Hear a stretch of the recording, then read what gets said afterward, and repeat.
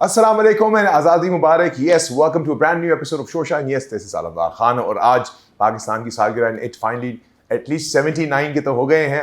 बड़ी बात है when we look back into 1947 और हमारे बड़ों की कुर्बानियाँ जितनी भी थी, it eventually came up to the point कि अल्हम्दुलिल्लाह हम सब आज़ाद रह रहे हैं and that's what it's all about. And I think we all are celebrating it with a very fine devotion के हम जितने भी पाकिस्तानी बन सकेंगे, we try to be the best. So talking about the best, उसी पॉइंट ऑफ व्यू से आपको पता है शोशा के स्पेसिफिक इस शो में हम यूजुअली करते क्या है कि we try to make sure we bring in some quality individuals जो कि आपके लिए इंस्पिरेशनल स्टोरी भी बन सके and definitely you can look on to and look for the inspiration on to them as well. तो मैं ऐसे एक शख्स से भी आपकी मुलाकात करवाने वाला हूं जो कि एक लेगेसी है उनकी, बख्शी ब्रदर्स के नाम से उनका एक बैंड था। उनके वालिद साहब भी माशाल्लाह प्राइड ऑफ परफॉर्मेंस ले चुके हैं। You know this a big sense of achievements. जब उनका जिक्र करता हूं तो हमारे साथ मौजूद हैं यावर बख्शी। यावर भाई अस्सलाम वालेकुम। वालेकुम सलाम। कैसे हैं सर आप? How are you? शुक्र and welcome to the show. Thank you. मैंने कहा ये हमारा स्पेशल एडिशन है तो व्हाई नॉट। बहुत शुक्रिया। नहीं, प्लेजर। तो यावर भाई मेरा सबसे पहला सवाल यूजुअली व्हेनेवर हम शो स्टार्ट करते हैं इज, जो भी बंदा बैठा होता है मैं उसे कहता हूँ कि अब यावर कौन है? यावर जो है वो एक मौसीकी का तालिब इल्म है, स्टूडेंट है, राइट, और एक छोटा सा म्यूजिशियन है। That's it. यानी कि बिल्कुल फुल स्टॉप। अच्छा यावर, आपकी जो मैं हिस्ट्री भी देख रहा था and obviously the work that you have done, तो we slowly and gradually would, मैं चाहूँगा कि दुनिया को भी हम बता सकें, तो थोड़ा सा बताएंगे इन टर्म्स ऑफ आप म्यूजिक में with the legacy of your father and पूरा का पूरा थोड़ी सी ट्रांजिशनिंग बताएंगे यार। अगर मैं काफ़ी पीछे जाऊँ जी तो मैं स्कूल से स्टार्ट करूँगा। बिल्कुल ठीक हो गया। सो स्कूल में मैंने जो है वो नाज शरीफ में हिस्सा लिया जी। उसके बाद मिली नग में जो हम गाया करते थे, ठीक है, विदाउट म्यूज़िक, क्योंकि सरकारी स्कूल में मैं पढ़ा हूँ तो वहाँ पे इंस्ट्रूमेंट्स अलाउ नहीं थे। सही। सो मतलब ऐसे होता था कि मैं मिली नगमा पढ़ रहा हूँ और जो म्यूज़िक होता था, जो बार पीसेस होते थे, वो भी हम मुंह से ही बजाते थे। अच्छा, मुंह से ही गाते थे। बिल्कुल ठीक है। सो वहाँ से स्टार्ट हुआ और वहाँ से कॉन्फिडेंस डेवलप हुआ। बिल्कुल ठीक। क्योंकि आप इतने सारे बच्चों के सामने हो ना, असेंबली में परफॉर्म कर रहे हैं। और उसके बाद पीटीवी में कुछ मैंने शोज़ किए थे एज चाइल्ड स्टार। बिल्कुल ठीक। और प्रोफेशनली फिर मैं कह सकता हूँ कि 2011 राइट, वहाँ से प्रोफेशनल म्यूज़िक का स्टार्ट हुआ और यही साल था जब बख्शी ब्रदर्स बने थे। बिल्कुल ठीक है। सो वो PNCA के अंदर हमने परफॉर्मेंस की थी, वहाँ से हम बख्शी ब्रदर्स बने थे। और हमें बल्कि बैंड का नाम भी जो है हमने बिल्कुल सडन तजवीज़ किया था कि जो एंकर थे उन्होंने कहा कि आपने जाना है परफॉर्म करने, आपके बैंड का नाम क्या है? राइट। और हमें नहीं पता था वाओ, दैट्स क्योंकि बिल्कुल स्टार्ट मतलब बिल्कुल। सो शेरी ने, मेरा बड़ा भाई, उसने कहा कि यार हम चारों के नाम के साथ बख्शी लगता है, सो क्यों ना बख्शी ब्रदर्स कर लें। Wow. So that's how Bakhshi brothers came into me. और उसके बाद मेरा जो है वो जो है स्कूल के साथ मेरा बहुत ज़्यादा ताल्लुक़ रहा है। मैंने तकरीबन 9 साल पढ़ाया है, राइट, स्कूल्स में भी, यूनिवर्सिटीज़ में भी और मुख्तलिफ इस तरह के इंस्टीट्यूट्स में। Then Pakistan National Council of the Arts, वहाँ पे एज म्यूज़िक प्रोड्यूसर मैंने काम किया है और टीचर भी वहाँ पे। You were there for 5 years, huh? 5 years. Very nice. So इस तरह से चला है जी सारा। और अभी मुझे बताएं कि खैर अभी इंडिपेंडेंस डे भी है, तो अभी इस इंडिपेंडेंस डे के लिए भी आप प्रोडक्शन वगैरह देख रहे थे?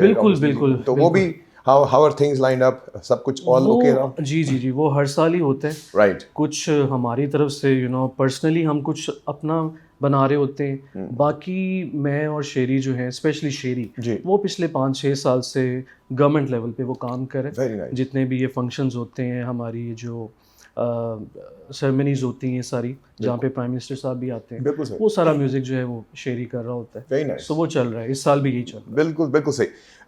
ऑब्वियसली ऑडियंस को भी पता है, और if we go back into, चले मैं बात करता हूँ कोक स्टूडियो की।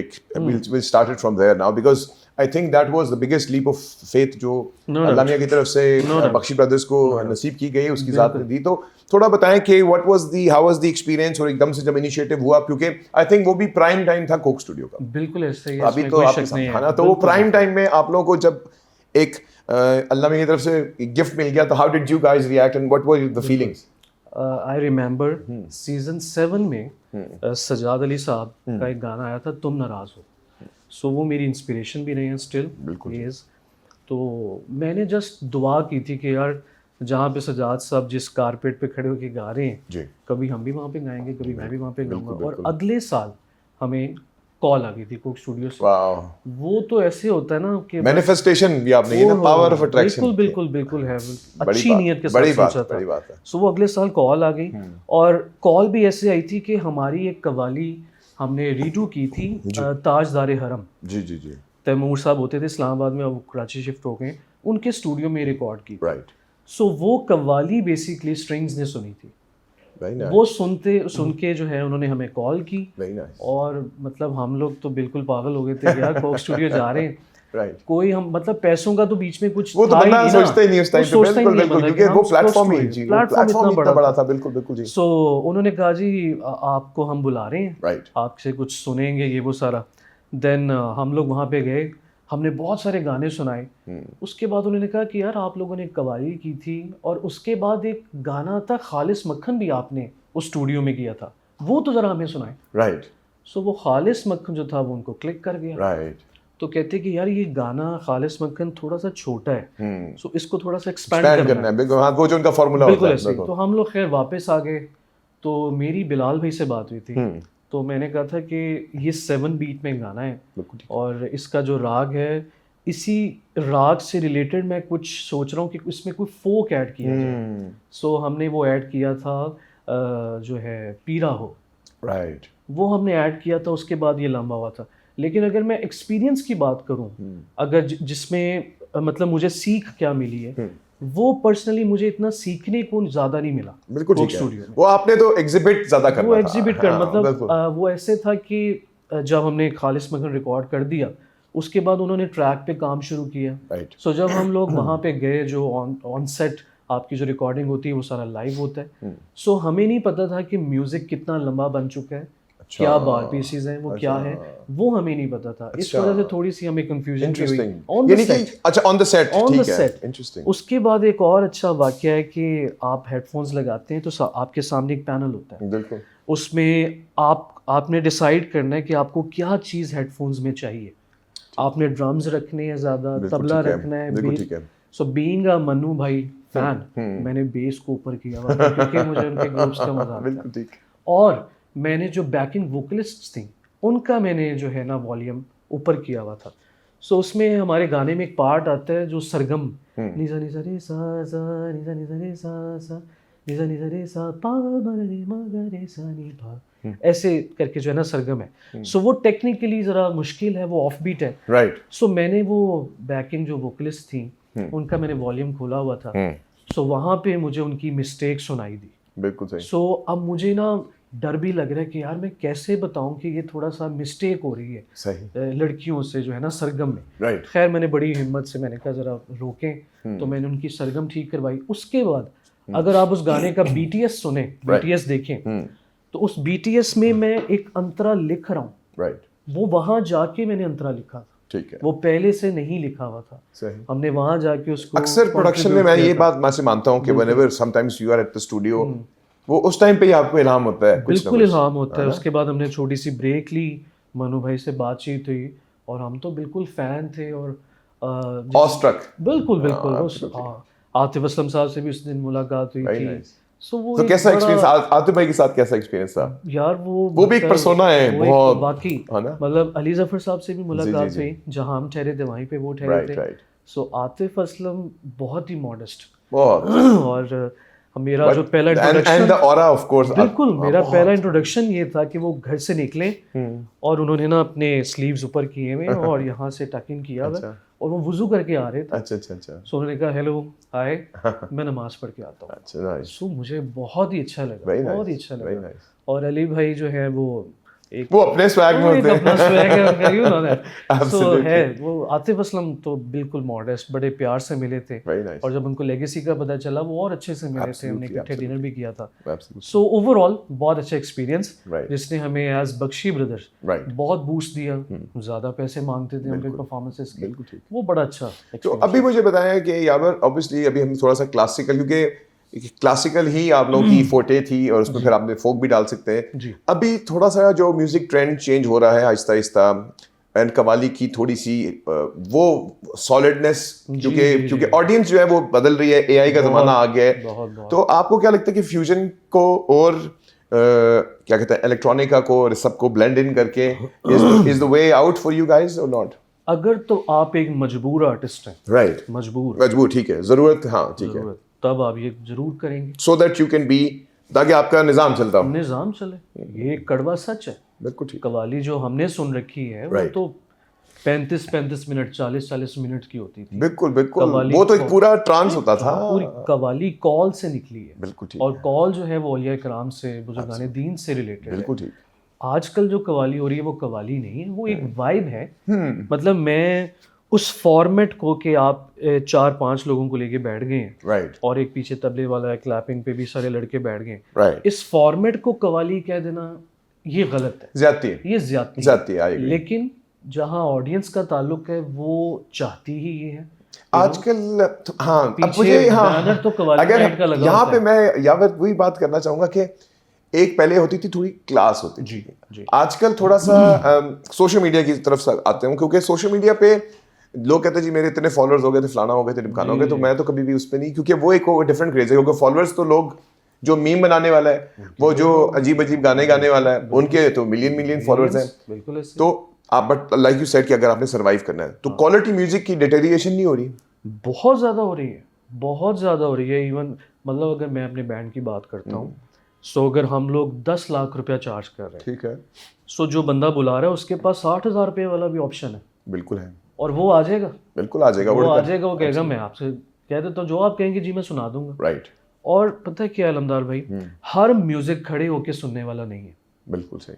हमने वेस्टर्न कल्चर अपना तो लिया लेकिन मुकम्मल नहीं अपनाया, क्योंकि वो हमारा कल्चर नहीं है, हमारा कल्चर ही नहीं दैट्स नॉट अस बेसिकली। मतलब डीजे आप खड़े होके सुन लें, लेकिन कवाली खड़े होके सुनी नहीं जा सकती, गजल सिंगिंग खड़े होके सुनी नहीं जा सकती। बिल्कुल सही है। लेकिन हमारा फॉर्मेट इतना इम्पेशेंट हो चुका है, राइट, वो बस खड़े होके वो कहते हैं हमें डांस करवाएं, हमें नचाएं। हाँ, आजकल ये भी है बहुत आजकल, ज्यादा। और सुना सुनाया काम। बिल्कुल, मैं चाहता हूँ कि हम अपने ओरिजिनल गाओ। ओरिजिनल भी, हाँ, अब वो ये करेंगे कि वो कवाली उठा के उसको ब्लेंड इन करके डीजे बन के और बस कुछ ना नचाएं। कुछ ऐसा अपने एस्पेक्ट डालना है जो उनको सुना हो, उन्होंने ऑलरेडी उस पे ही वो नाचे, उसी को इनकैश नए कर काम की जो नया है कुछ ना भी नहीं वो कर रहे, पजीराई ओरिजिनलिटी की वैल्यू को डीवैल्यू कर रहे हैं, खराब कर रहे हैं। लेकिन इसमें एक टास्क है, मैं फिर सजाद साहब की मैं एग्जांपल दूंगा। वो कब से बंदा लगा हुआ, बिल्कुल ठीक है, उनको 40 साल हो गए प्रोफेशनल म्यूजिक में, एंड उनका ऑल कभी ग्राफ नीचे नहीं आया। सर वो फिर सजाद अली साहब है ना सर, सो इतने क्लास भी तो रखनी है ना सर, इतने ऑब्जर्वेंट, इतने इंटेलिजेंट म्यूजिशियन, एब्सोल्युटली 40 साल से वो अपना नया काम करते जा रहे, राइट, यू नो, खत्म ही नहीं हो रहा, नहीं हो रहा। सो आपने अगर अपना ओरिजिनल काम दिखाना है ना, तो उसका तरीका भी आपको पता होना चाहिए। बिल्कुल सही, यू नो, कि कब करना है और क्या करना है। बिल्कुल सही। हर जुल्म तेरा याद है एक माइलस्टोन था, you know, beautiful. Her guitarist ने उसका कवर किया। व्हाई? सजाद साहब चाहते तो उसको किसी और तरह से भी अरेंज कर सकते थे, ट्रू, लेकिन उन्होंने गिटार बेस्ड, रिफ बेस्ड, रिफ बेस्ड, एब्सोल्युटली। और वो गजल 1988 में उनका एल्बम आया था जिसमें उन्होंने ट्रेडिशनल गजल एल्बम की थी, जिसमें तबला और हारमोनियम जो गजल का एक ट्रेडिशन, वो हर जुल्म तेरा उसमें हमने बचपन में सुनी हुई थी। राइट। सो उन्होंने, और काफी लोगों को तो पता ही नहीं होगा 99% काफी लोगों को नहीं पता। सो उन्होंने रीडू की, वो राइट टाइम था उसको करने का, और वीडियो भी कोई बड़ा नहीं है, वो अपनी आंखों से एक्सप्रेशन दे रहे हैं। बिल्कुल बिल्कुल, हर जुल्म तेरा याद है, भूला तो नहीं। सो आपको तरीका आना भी चाहिए कि यार दौर के हिसाब से कैसे चलना है, एब्सोल्युटली, यू नो, ग्रूम कैसे होना है साथ साथ। ये म्यूजिक जो अपना प्रोडक्शन है, स्टूडियो, लॉजिक, ये सब चीजें, स्टूडियो की भी मुझे बताएं यहाँ पे अभी, क्योंकि आई एम श्योर ऑडियंस को भी अंदाजा होगा, आपको भी अंदाजा होगा कि AI has taken over somehow the other. It's not just music, but I think there's all of the other fields as well. But फिर मैं कहता हूँ कि नकल के लिए अक्ल की भी जरूरत होती है। बिल्कुल, कि आपको अब ऐसा तो हो नहीं सकता ना कि AI वैसे ही कर दे, ये बात भी दुरुस्त है, लेकिन आपका क्रिएटिव जो ओरिजिनलिटी क्रिएटिविटी की थी वो मिस हो रही है इसकी वजह से, शॉर्टकट की वजह से। बिल्कुल ऐसे। मुझे ना अब्बास अली खान, जी, जो कराची में जी, अब्बास अली हमारे भाई हैं, बिल्कुल, मुझे उनकी बात हमेशा याद आती। जब AI इतना ज्यादा आम नहीं हुआ था, बस कहीं कहीं बातचीत हो रही थी कि आर्टिफिशियल इंटेलिजेंस, बिल्कुल बिल्कुल, तो अब्बास भाई ने उस वक्त कहा था कि यार इसमें वो बंदा कामयाब होगा जिसको AI यूज करना आता होगा, यू नो, प्रॉम्प्टिंग आती होगी। बिल्कुल, एब्सोल्युटली, दैट्स हाउ, उससे मतलब उससे आप क्या क्या रहे हैं, उससे आप यूजेज क्या ले रहे हैं। AI बहुत कुछ कर सकता है, राइट, मतलब लिटरली हैरान कर देता है। एब्सोल्युटली शॉक, हाँ, शॉकिंग शॉक, बिल्कुल, कि एब्सोल्युटली। एक प्रॉम्प्ट लिखता हूँ मैं कि यार इसको ऐसे कर दो, इसको ऐसे कर वो दो, सेकंड्स में, मैं सर पकड़ के बैठ जाता एब्सोल्युटली, हूँ। ये बात तो है। लेकिन एक हद है, हाँ, उसकी लेकिन सर उसके अंदर वो जो आपने एक्चुअल ओरिजिनल जो ह्यूमन डालना है ना, हाँ, वो आप पर है कि अगर आपने वो इंसान उसमें नहीं डाला ना, हाँ हाँ तो जाया हो जाएगा। क्योंकि एआई बुरी चीज नहीं है, हाँ, उसने हाँ, बड़ी बड़ी चीजें मैं भी आसान कहता हूँ, कर दी हैं, आसान कर दी हैं, लेकिन साथ साथ काफी लोगों की नौकरियां भी जा चुकी हैं। absolutely। जो एक चीज, हाँ, जो पहले के टाइम के 1 लाख रुपए पे बंदा रखा हुआ है कोडिंग के लिए, राइट, वो 5 मिनट में करके दे रहा है कम पैसों में। बिल्कुल तो जाहिर बात है सबको चाहिए Everybody यार would- एआई से करो, लेकिन एक हद है। दूसरा, जब ये सॉफ्टवेयर्स आए हैं, एआई तो अब बाद में आया है, एक मुझे ये भी होता था कि यार जो म्यूजिशियंस हैं उनका भी काम बंद हुआ है।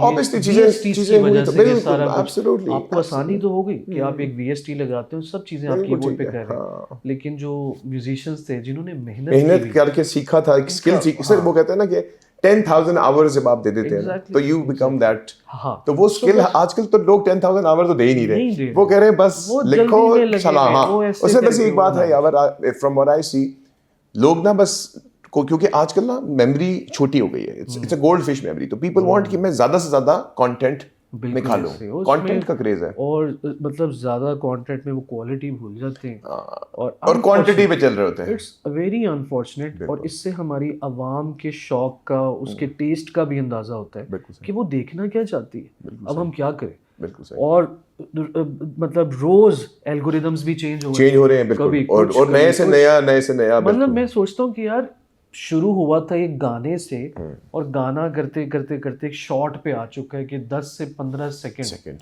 ये क्या हो रहा है, इतनी इम्पेशेंट ये क्यों? अब तो लोग, हाँ, शॉर्ट्स चलती हैं बस, बस टक टक टक, और वो भी 2 सेकंड देखे। पहले हम गाने सुनने बैठते थे, रात को शो लगता था तो हम इंतजार करते थे, एनटीएम के टाइम पे सर उसका एक क्लास, वो बहुत अच्छा। एनीवेज, मुझे बस इंडिपेंडेंस डे है, any messages to all the Pakistani aspiring musicians out there? बस जी शुक्र अदा करें, और जिस तरह मैं मतलब आज़ादी ऐसी मनाता हूँ कि मैं अल्लाह का बहुत शुक्र अदा करता हूँ। बिल्कुल सही। इस चीज़ की जो वैल्यू है वो उनको पूछनी चाहिए, उनको पता होना चाहिए जिनके पास इस तरह का फ्रीडम नहीं है, बिल्कुल सही, जो स्टिल अभी तक एक स्लेव की ज़िंदगी गुजार रहे हैं। सो मैं तो अल्लाह का शुक्र अदा करता हूँ, और बस बाहर ना निकलें यार, क्योंकि ये मोटरसाइकिल जो है ना, उनकी आवाज़ें, हाँ, शोर शराबा बहुत ये बड़ा रिस्की है, क्योंकि काफी हादसे हो जाते हैं इन दिनों। आई डोंट नो, उनको ज्यादा ही कोई खुशी होती है। बिल्कुल आई गेट इट। सो मैं तो शुक्र अदा करता हूँ जी कि अल्लाह का शुक्र है हमें एक पाकिस्तान जैसा खूबसूरत मुल्क मुझे दिया। Well, thank you, Yavar, for being a part of the show, and thank you for coming in.